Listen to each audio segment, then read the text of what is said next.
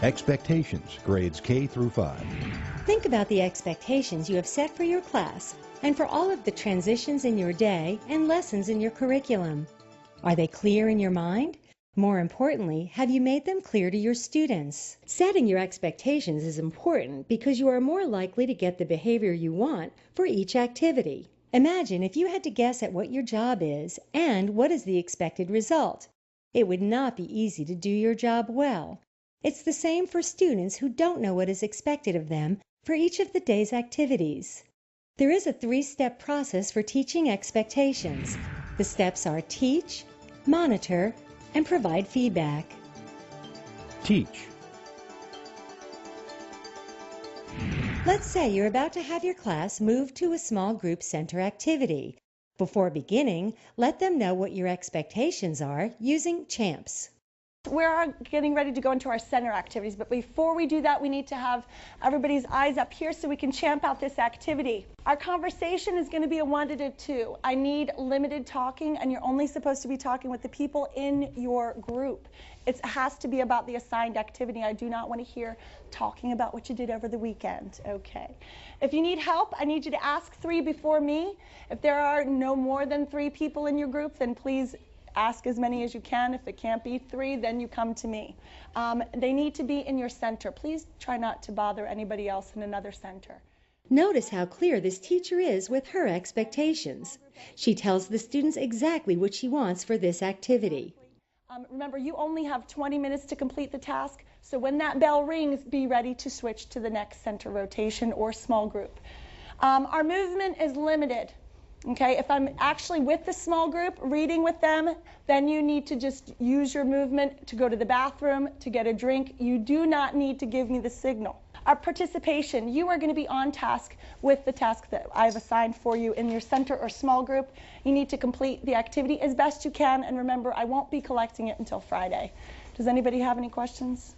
And you need to tell me when you're writing. In this example, the teacher has the students repeat her expectations. When you need help, what will you do? And our activity, is it going to be whole group? We're doing it all together. Are you going to be walking around? Is there movement? No. How do I know you're participating? Listening, thinking, and responding. And when I need your... The students now know exactly what the teacher expects of them. Monitor. Once you've made your expectations clear, you can start the activity. But these students aren't adhering to the assigned conversation level. Correct them before continuing.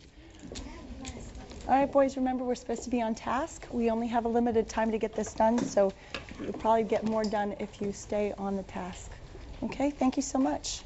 Once the activity has begun, walk around the room and monitor them to make sure they stay on track. For example, this student is getting out of her seat for help. The assigned rule for help is that the students are to ask 3 and then me.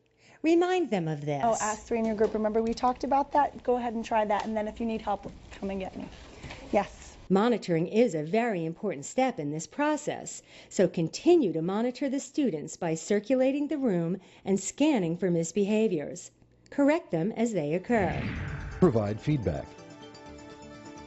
During the activity, it's very important to provide feedback to the students about how they're implementing the expectations. This helps them know what they are doing correctly or incorrectly. Both positive and corrective feedback are important.